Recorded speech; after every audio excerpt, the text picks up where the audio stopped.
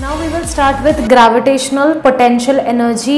This is very important, very important, because this will be it will be extended or more advanced in your 11th and 12th, and also from your exam point of view. So just remembering the formula is not enough. There are some basics, you can say, that you should be clear with.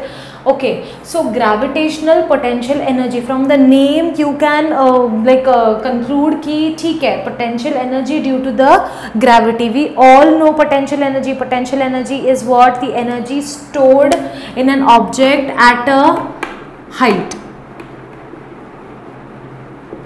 Okay, so potential energy is the energy stored in an object at a height. अगर कोई भी object है, suppose consider that water stored in a dam, तो वो एक height पे stored है, तो वो वाटर में है पोटेंशियल एनर्जी, करेक्ट. और जैसे ही डैम को फ्लो करना स्टार्ट कर दो, so the water will possess kinetic energy. So now this potential energy is considered, this formula EP is equal to mgh, this is considered only for the objects, like it is considered for the objects at smaller distances, जो earth surface पे है ना, at a very height नहीं, smaller distances. So we can see, हम लोग ने g, small g का variations देखा था लास्ट वीडियो में. हमने देखा था कि g वेरी करता है अगर कोई भी ऑब्जेक्ट का हाइट चेंज हो, जगह चेंज हो अर्थ सरफेस से, अगर इक्वेटर पे अलग है, पोल्स पे अलग है, राइट. तो वैसे ही this is a general form to like it is used for a smaller Heights.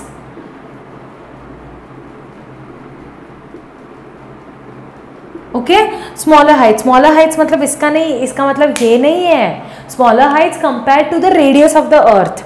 Radius of the earth कितना है ना, बहुत ज़्यादा है. तो smaller height means compare to the radius of the earth. अभी हम इधर है, सपोज 17-20 स्टोरी बिल्डिंग है, तो उसका भी पोटेंशियल एनर्जी हम लोग कैलकुलेट कर सकते हैं, ठीक है ना. तो वहाँ वो सब कंडीशंस, वो सब सिचुएशंस के लिए this formula is valid. But what about the rockets launched at a certain height, what about the aeroplanes और the flights running at the height, है ना. तो उनका पोटेंशियल एनर्जी क्या है, तो उसके लिए we calculate gravitational potential energy. So the gravitational potential energy का definition आप ये लिख सकते हो कि energy stored in an object at a height due to the gravitational force, है ना, due to the gravitational force. अब सुनो इसका मतलब क्या है. अब मेरे को एक बात बताओ, एक ऑब्जेक्ट है, सपोज एक रॉकेट कंसिडर करो, अर्थ से दूर जाता है, बहुत ज़्यादा हाइट पे जाता है. तो अगर उसका h है ना, अर्थ से, अभी ये अर्थ है आपका, अर्थ अपना, ठीक है, यहाँ से this is nothing but as r radius of the earth. Suppose an object at a height here, ये सपोज रॉकेट है, ठीक है. तो यहाँ से यहाँ तक का डिस्टेंस कितना होगा, इतना तो r है, तो इतना will be your h. This is your h. The rocket is at a certain height h, so the whole distance from the center of the earth to the object is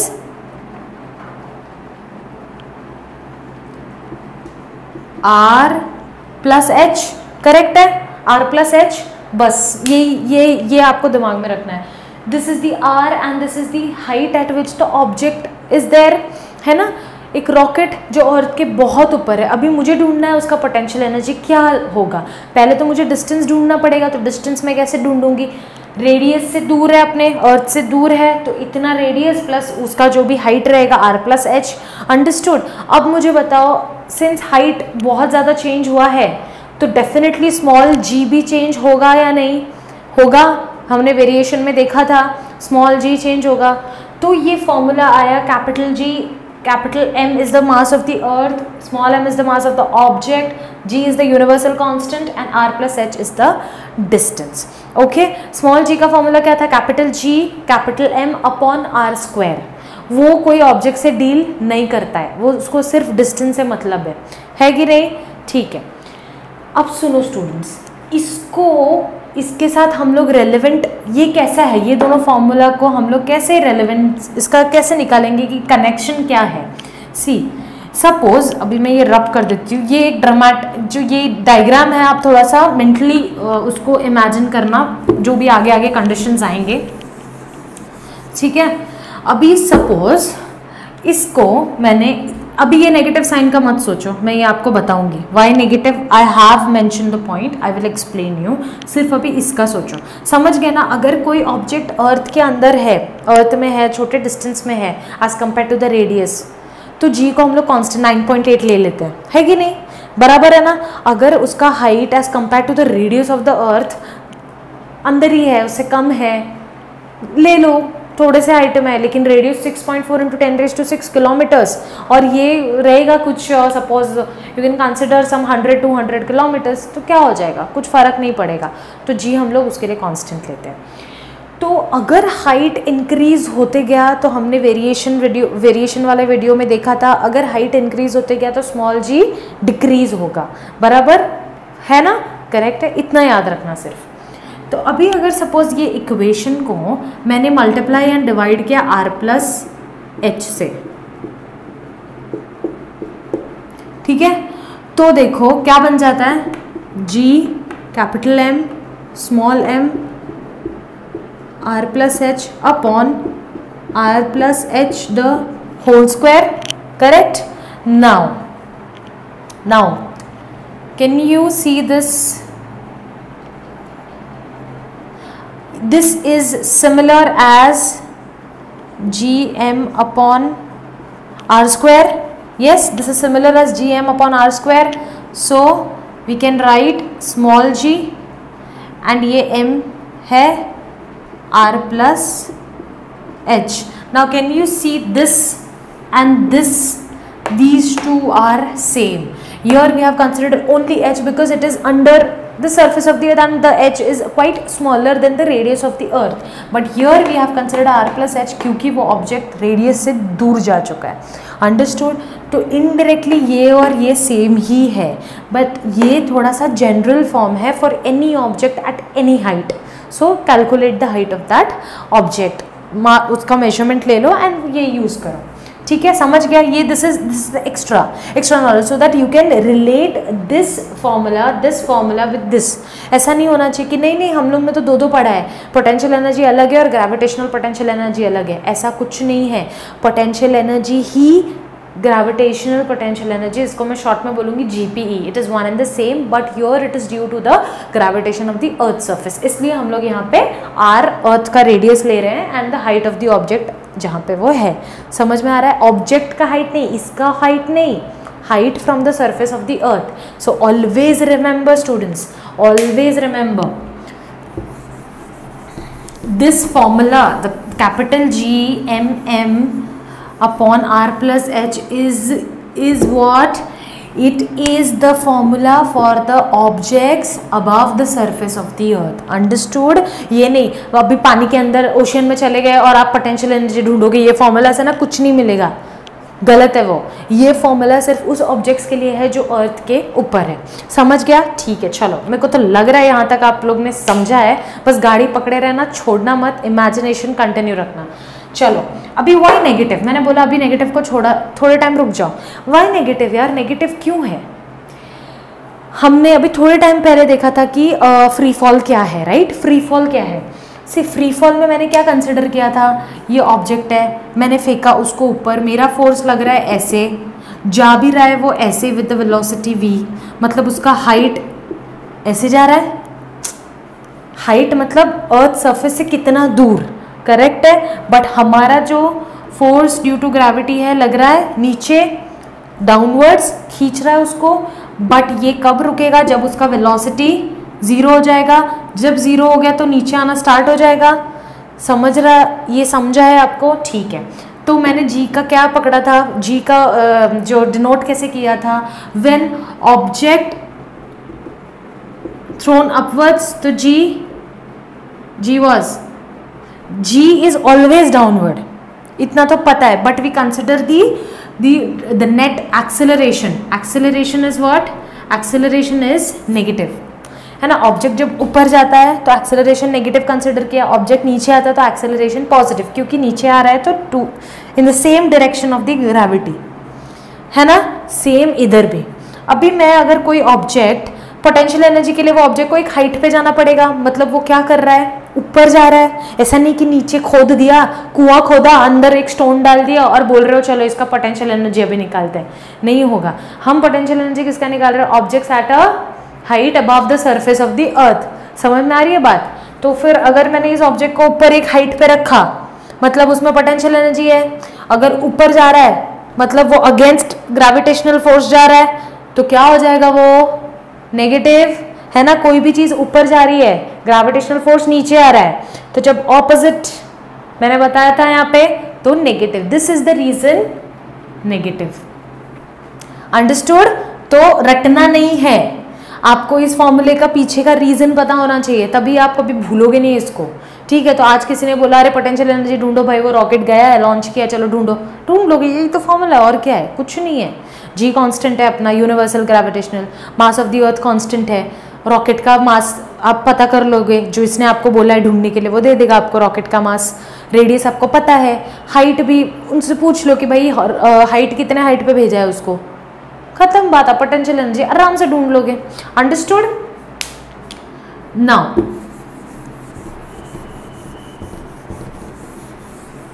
the next point is, ये negative समझ गया, Y negative समझ गया, ये जा रहा है इधर और ये इधर, इसलिए नेगेटिव।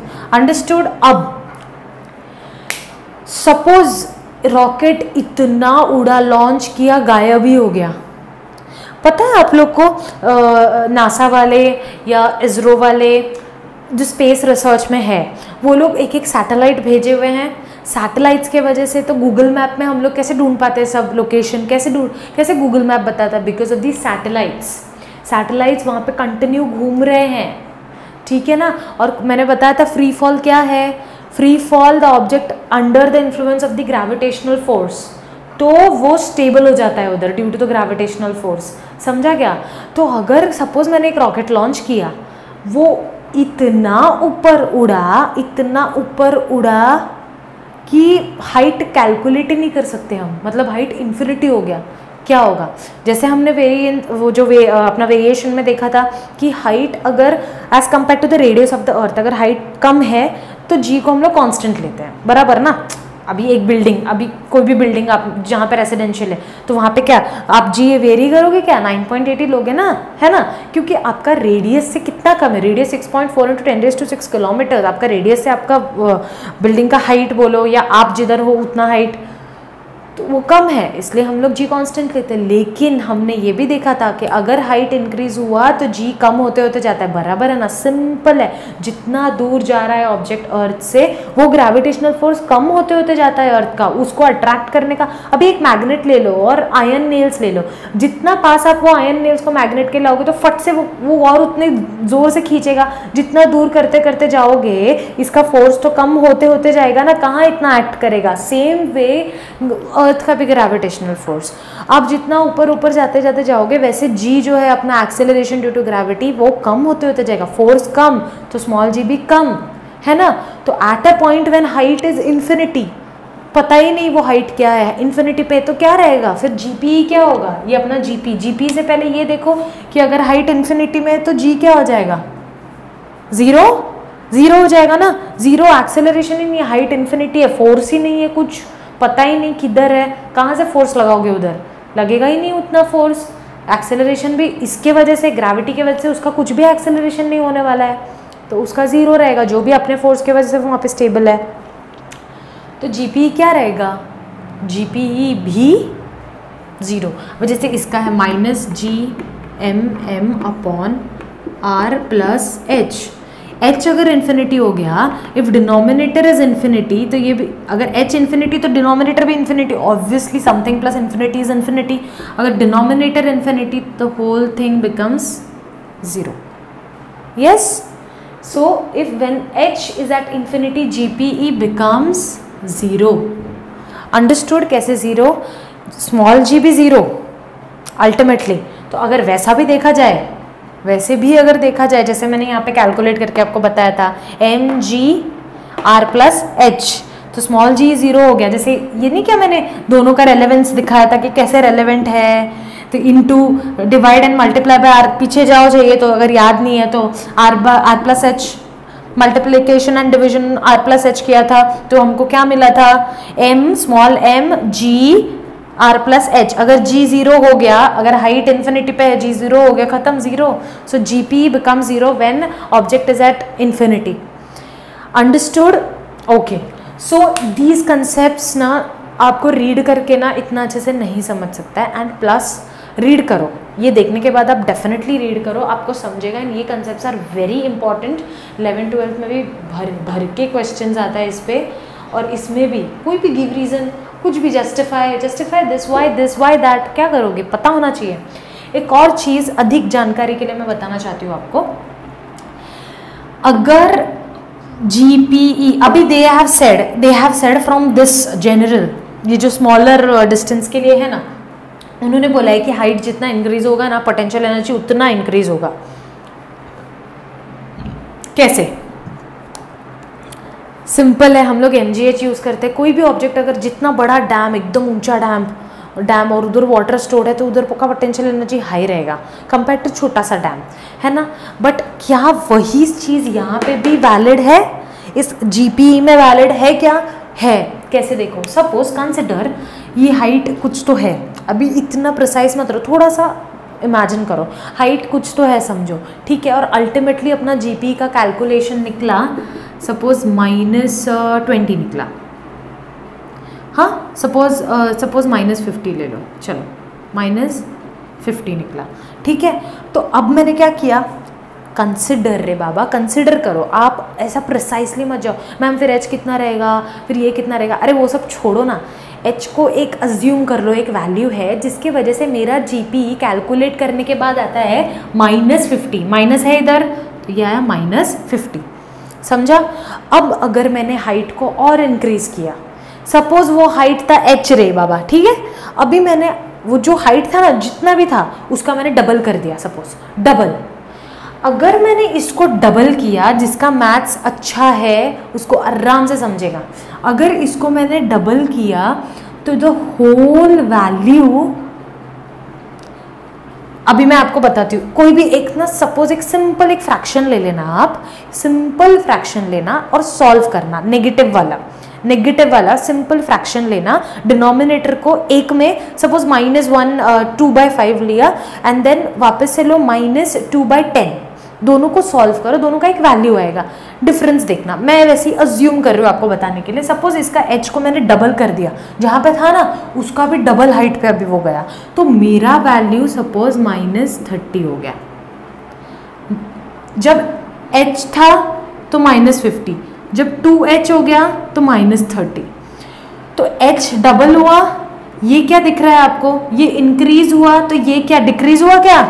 अरे माइनस में वैल्यूज क्या होता है, जो छोटा रहता है वही बड़ा होता है माइनस में हमेशा, पता है ना आपको, नंबर स्केल माइनस नहीं होता तो डेफिनेटली 50 बड़ा होता, बट माइनस है तो 30 बड़ा है।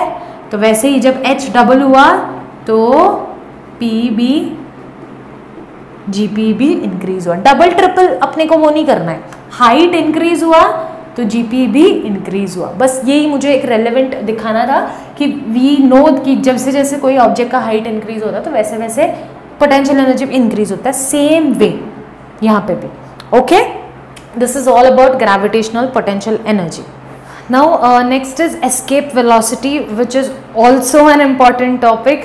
You might be saying ma'am her topic को important ही बोल रही है, अरे important ही है, सब ये चैप्टर ही इतना important है ना, बिकॉज सम्स तो भर भर के है, और सम्स तभी सॉल्व कर पाओगे अगर तुम्हारा कंसेप्ट क्लियर है। कंसेप्ट ही क्लियर नहीं है, थोड़ा प्रैक्टिकल व्यू नहीं है, तो आप नहीं कर पाओगे, ठीक है। तो will start with escape velocity. Escape velocity, escape का मतलब भाग जाना, है ना, भाग जाना। तो ऐसा कोई ऑब्जेक्ट जो अर्थ के इन्फ्लुएंस से भाग जाता है, उसके वेलोसिटी को हम लोग बोलते हैं एस्केप वेलोसिटी, ठीक है। ये ऐसा लिखना नहीं है, सुनो, the velocity at which the object overcomes the gravitational force, है ना, इट ओवरकम्स मतलब ग्रेविटेशनल फोर्स को हरा के निकलो, and escapes from the earth is known as, that velocity is known as escape velocity. ठीक है, अब ये होता कब है? कंसिडर एन एग्जाम्पल, मैंने एक स्टोन लिया, ठीक है, उस स्टोन को मैंने इतने फोर्स से ऊपर फेंका है, इतने फोर्स से ऊपर फेंका कि कुछ दूरी पे जाके वो नीचे गिर गया। मैं क्या सुपरमैन तो नहीं हूँ, है ना, कि इतना भी ताकत नहीं है कि मैंने फेंक दिया तो सीधा ऊपर जाके वो आया ही नहीं, ऐसा होता नहीं है ना।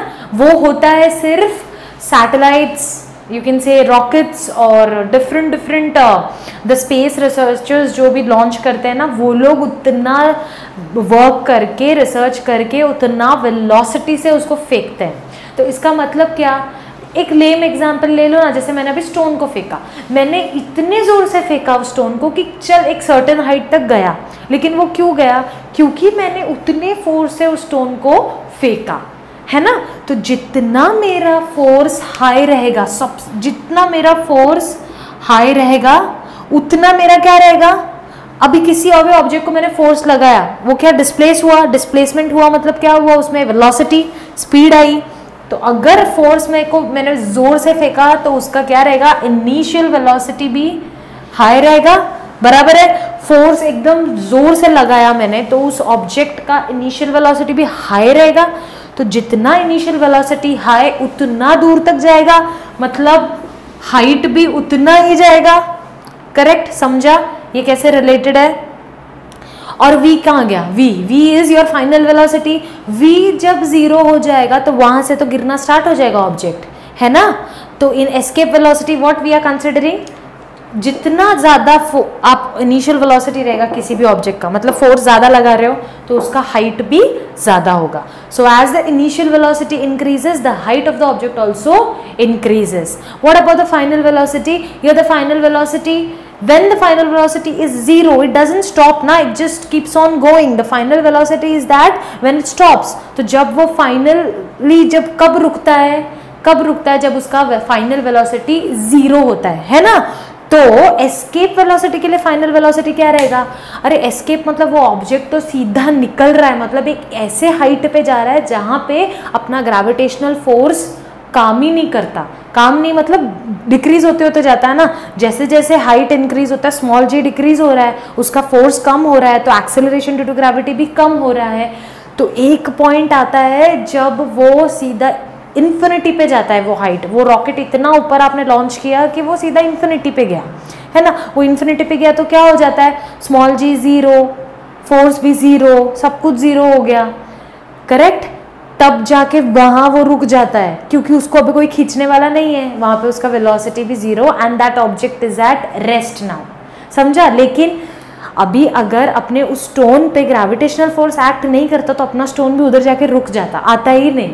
लेकिन since that stone is around the surface, earth surface, और ग्रेविटेशनल फोर्स एक्ट कर रहा है, इसीलिए वो वापस नीचे आता है। कोई चीज़ है अगर इतने एक्सटेंड पे गई है, इन्फिनिटी पे हाइट गई है, तो वहाँ पे ग्रेविटेशनल फोर्स तो एक्ट करेगा नहीं, तो वहाँ उसका फाइनल वेलोसिटी 0 हो जाएगा and the object will be at rest. Okay, ये दिया है। When initial velocity is equal to escape velocity, suppose मुझे पता है मैं ये स्टोन इतना वेलोसिटी से फेंकूंगी, मुझे पता है कि वो इन्फिनिटी हाइट पे जाने के लिए उसको कितना वेलोसिटी चाहिए। If I launched a rocket with that velocity, that is the escape velocity. I am launching the rocket with the escape velocity so that it goes away from the earth surface and the gravitational force doesn't act on that object. अगर किसी भी object का initial velocity is same as that escape velocity, then the object will reach at a height infinity and वहाँ पे that object will be at rest. Okay, so here ये तो पता ही है, एच अगर इन्फिनिटी पे जाता है तो अपना जी 0 हो जाता है एंड एफ जी भी 0। तो this is escape velocity. Now by using the conservation of energy we will what find the equation for escape velocity. Okay, तो ये तो अभी हम लोग समझ लिए कि इफ फोर्स ज़्यादा है, इनिशियल वेलोसिटी ज़्यादा होगा, हाइट इतना इनिशियल वेलोसिटी ज़्यादा होना चाहिए कि हाइट एक मैक्सिमम हाइट रीच हो जाए। वी हैव कंसिडर्ड हियर कि हाइट में भी इन्फिनिटी है, तो इन्फिनिटी है तो वहाँ पे ऑब्जेक्ट रेस्ट पे हो जाता है। ठीक है, first of all first of all we'll find what will be the maximum height or what will be the maximum displacement. हाँ, फॉर इफ एस्केप वेलोसिटी है तो मैक्सिमम डिस्प्लेसमेंट क्या हो सकता है, वो कैसे ढूंढेंगे? From the Newton's equation of motion. Equation of motion says v square is equal to u square plus 2as. Correct. Now as we know escape velocity है तो जब वो मैक्सिमम हाइट में जाता है जहाँ पे g काम नहीं कर रहा है तो वहाँ उसका फाइनल वेलोसिटी 0 होता है. तो दिस इज 0, u स्क्वायर ऐसे ही रहेगा. 2a here is what? a here is what? अगर ये गलत बोले तो तुम गधे हो, तुमको कुछ नहीं आता. सुनो, a अगर कोई ऑब्जेक्ट ऊपर जा रहा है तो मैंने क्या बोला था, acceleration is always considered as negative. Why? Because क्योंकि एक्सेलरेशन ड्यू टू ग्रेविटी नीचे जा रहा है and that object is going ऊपर, so opposite. So a is minus, so we will consider here as minus g. Gravity ना s ऐसे ही रहेगा. s ढूंढो, s इधर रखो, क्या होगा बताओ? what will be s? now this will be u square minus 2gs. इसको यहाँ ले लो, 2gs is equal to u square, so s will be u square by 2g. so this is the maximum displacement an object can cover, or this is the maximum displacement of an object if it's you can say the initial velocity is the escape velocity. Okay, now students see, you can't like conclude कि ये escape velocity के लिए ही है. नहीं, कोई भी object का suppose तुमको पता नहीं है कि यार कितने हाइट तक जाएगा, ये एक जनरल इक्वेशन आ गया कि आपको जानना है कि मैंने अभी स्टोन फेंका, कितने वेलोसिटी से फेंका, वो इनिशियल वेलोसिटी रहेगा आपका. वो अगर आपको पता है ना तो आप ढूंढ सकते हो कि ये स्टोन कितने हाइट तक जा सकता है ना, बाय दिस फॉर्मूला. ये ऐसा नहीं है कि ये एस्केप वेलोसिटी के लिए हम लोग ये डिस्टेंस, वो तो छोड़ दो, उसका हाइट जाने ही दो. वो एस्केप वेलोसिटी मतलब वो सच में एस्केप ही हो गया, उसका आता पता ही नहीं है कहीं. जो करता है उनको पता है कि कौन से हाइट पे है, वो किधर है. अभी जैसे स्पेसक्राफ्ट्स जो मैं बोली ना, रिसर्च नासा एंड ऑल, तो वो लोग स्पेसक्राफ्ट्स लॉन्च करते हैं, सैटेलाइट्स लॉन्च करते हैं, रॉकेट्स लॉन्च करके वहाँ पे सैटेलाइट्स छोड़ कर आते हैं वो लोग. तो उनको पता है कि कितना वेलोसिटी रखना है और वो कहाँ जाके कौन से हाइट पे रुकना है ना. अभी अर्थ के ऊपर सैटेलाइट लगाना है, वहाँ का इन्फॉर्मेशन लेना है, तो वो लोग प्रॉपर वो हाइट पे जाके रुकते हैं. तो these are the formulas they use to like conclude और to find the velocities and height. Now we will find the escape velocity. अगर मेरे को कोई ऑब्जेक्ट का मेरे को पता चल गया कि क्या वेलोसिटी से मैं कोई भी ऑब्जेक्ट को लॉन्च करूं कि वो सीधा अर्थ के बाहर जाए, तो सबसे इजी ना, ख़त्म बात. मेरे को सपोज एक कैमरा लगाना है, मेरे को एक कैमरा लगाना है, अपने पूरे बोलते ना पूरे यूनिवर्स को देखना है, तो मैं उस कैमरा को ऐसे लॉन्च करूँगी यूजिंग रॉकेट ऑब्वियसली कि उसका वेलोसिटी वो एस्केप वेलोसिटी हो, ताकि वो इतना लॉन्च हो सीधा अर्थ के बाहर जाके वो वहाँ पे स्टेबल हो जाए, है ना. तो वो कैसे ढूंढेंगे? This we will find using conservation of energy.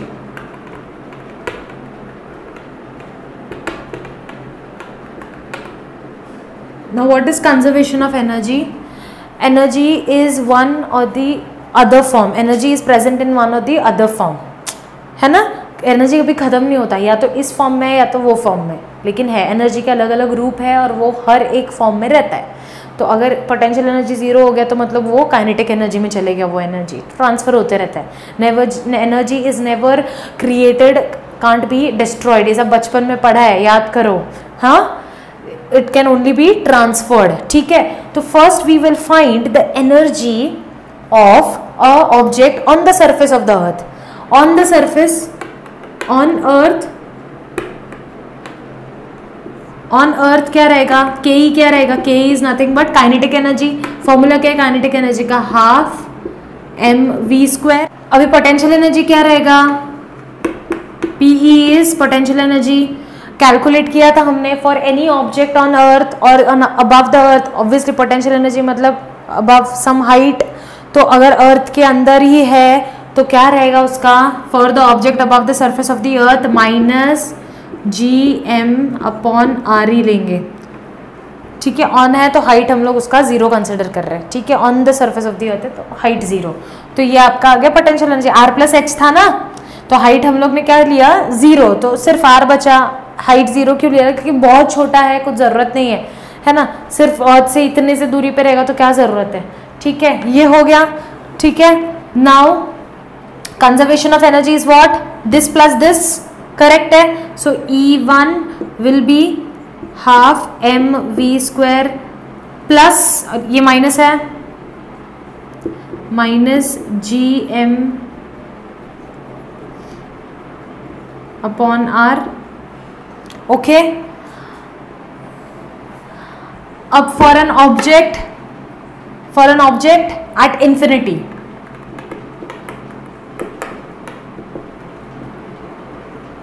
For an object at infinity, पता नहीं है कुछ, तो एट इंफिनिटी है तो फिर के ही क्या रहेगा उसका, सिंस हम लोग ने क्या फाइनल वेलोसिटी उसका 0 है ना, एट इंफिनिटी है तो कहीं तो जाके उसका वेलोसिटी, फाइनल वेलोसिटी 0 हो गया है। तो अगर v 0 है तो ये whole term will be 0। What will be potential energy, what will be the potential energy, कहाँ से आएगा रे, ये 0 हो गया, अपना क्या बोलते हैं रेडियस से वो पूरा दूर चले गया है, तो ये क्या हो जाएगा, इन्फिनिटी हो जाएगा। This will be r plus H.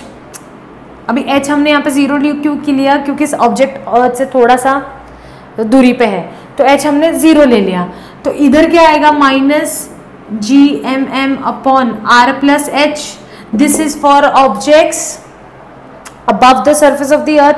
But यहाँ पे सिंस हमने एक ऑब्जेक्ट ऐसा कंसिडर किया है जो अर्थ के एकदम पास है, ज़्यादा एकदम उसका नल्लीफाई बोलो हाइट, अर्थ का रेडियस इज 6.4 × 10⁶ किलोमीटर्स, और अगर कोई एक ऑब्जेक्ट 1 मीटर पे है, अर्थ से ऊपर 1 मीटर पे, तो क्या आप लोगे 1 किलोमीटर पे क्या लोगे आप उसका हाइट, है कि नहीं, तो they have considered as 0।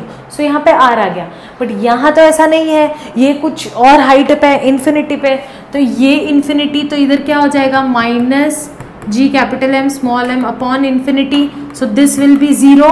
p 0 हमने कैलकुलेट किया था, कोई भी ऑब्जेक्ट इन्फिनिटी पे तो p कैसे 0 आता है, खत्म। तो इधर का E2 क्या आएगा, ke plus p is equals to 0, ठीक है। Now equate E1 and E2। When we equate E1 and E2, what we will get?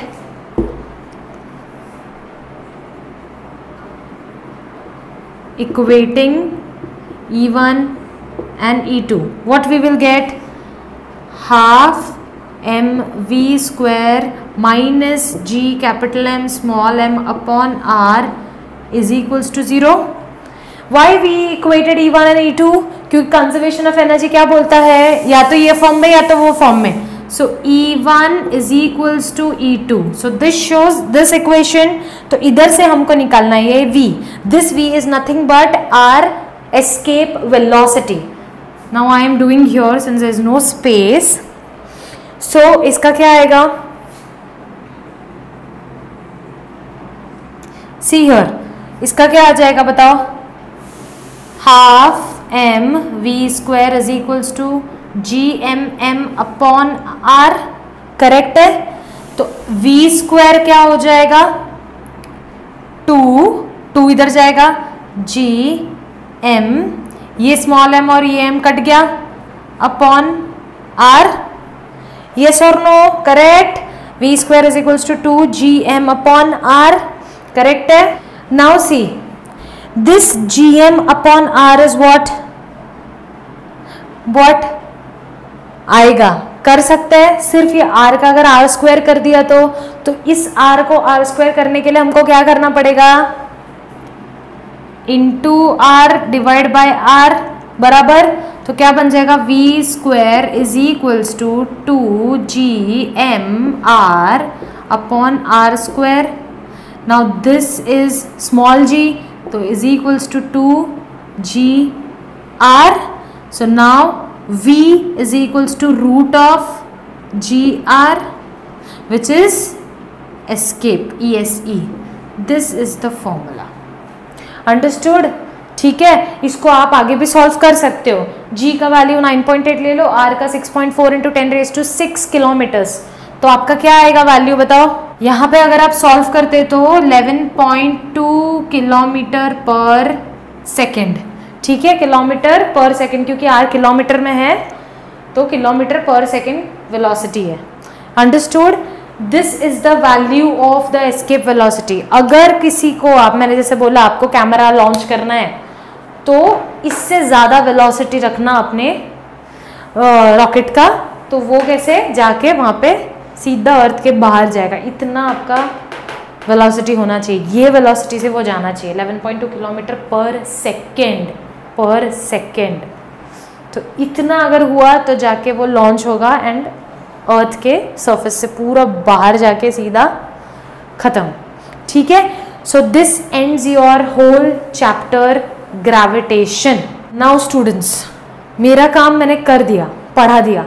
अब आपका काम क्या है कि सारे वीडियोस देखो, जिसने भी नहीं देखा है please students share with your friends, because see there are many concepts which are not cleared by many students. They tell me कि मैम ऐसा है क्या, अच्छा बताने के बाद पता चलता है कि अरे ऐसा है, तो मेरे स्टूडेंट्स बोलते हैं मुझे। तो आप लोग क्या करो कि शेयर करो, आपके फ्रेंड्स को भी शेयर करो, आप जितना शेयर करके, और ग्रुप स्टडीज़ करना स्टार्ट करो, बिकॉज ग्रुप स्टडीज़ का इतना फ़ायदा है ना, यू वोंट अंडरस्टैंड। कोई चीज़ अगर आपको नहीं समझ रही, आपके फ्रेंड को समझ रही है, तो ग्रुप स्टडी करो, और फिर क्या होता है एक दूसरे को समझाओगे तो आराम से समझ जाता है, ठीक है। कुछ नहीं तो मैं हूँ, कुछ भी डाउट है आप कमेंट करो, पूछो। एंड एज आई सेड कि व्हाट्सएप ग्रुप में बनाने वाली हूँ, बट सिंस अभी तक मेरे को कुछ ज़्यादा स्टूडेंट्स का कुछ रिक्वेस्ट आया नहीं है, तो I will make as the request like I comes. तो सेकेंड थिंग इज़, जिसने भी लाइक नहीं किया है प्लीज़ लाइक करो, सब्सक्राइब करो यार, सब्सक्राइब करते नहीं हो, मुझे तो नहीं लगता आप लोग शेयर वेयर करते हो, जो जितना मेरे स्टूडेंट्स को मैं शेयर करती हूँ बस उतना ही होता है शायद, आप लोग शेयर करो। और second thing is students notes बनाना शुरू करो।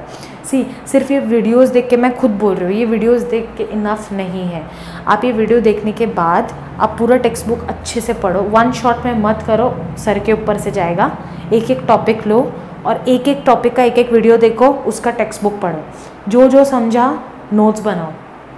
ऐसे करोगे ना, मैं लिख के देती हूँ, फाड़ दोगे बोर्ड में, फाड़ दोगे, सच्ची बोल रही हूँ। लगता रहेगा फेक रही है, आई एम नॉट फेकोफाइंग हियर, बिकॉज सच में बोल रही हूँ, मैंने खुद ने किया है। 10th के टाइम पे नोट्स बनाओगे तो पार हो जाओगे, वरना बड़ा पछताओगे, सच में बहुत पछताने वाले हो। और जब बोर्ड स्टार्ट होने को बोलते हैं ना, कि मैं बोली ना जैसे दिवाली आ जाता है, इतना प्रेशर आता है, और अभी ऑलरेडी लॉकडाउन की वजह से इतना दिन गया है, तो स्टूडेंट्स बहुत टाइम वेस्ट मत करो, धीरे धीरे करो बट अच्छे से करो, नोट्स प्रिपेयर करो हर एक चैप्टर का, तो कैसे एग्जाम के टाइम पे आप आराम से करके एकदम मस्त अपना नोट्स पढ़ लो, बस हो गया, क्योंकि वो सब इंक्लूड करेगा ना आपका, सब पॉइंट्स, टेक्स्ट बुक का भी, इधर का भी, और कोई बुक्स का भी, तो सबसे बेस्ट वो है। थोड़ा टाइम जाएगा बट आपको समझ में भी आएगा। और हाँ, एक और thing, if you want to make me videos on the numericals of gravitation, do comment me, ताकि मुझे पता चले कि हाँ ठीक है, सम्स लेना है नहीं लेना है बच्चों का, क्योंकि फिर ऐसा होता है कि मैं लेती हूँ but it's of no use. तो अगर चाहिए तो मेरे को कमेंट करो, हम लोग एक प्रॉपर वीडियो बनाएंगे और हर एक टॉपिक का हम लोग एग्जाम्पल सॉल्व करेंगे। अपने टेक्स्ट बुक का सॉल्व एग्जाम्पल सॉल्व करना मत भूलना। After solving the solve examples go to your exercise का क्वेश्चंस, बहुत अच्छे से प्रैक्टिस करो, भर भर के समझ आता है ये चैप्टर में से, ठीक है।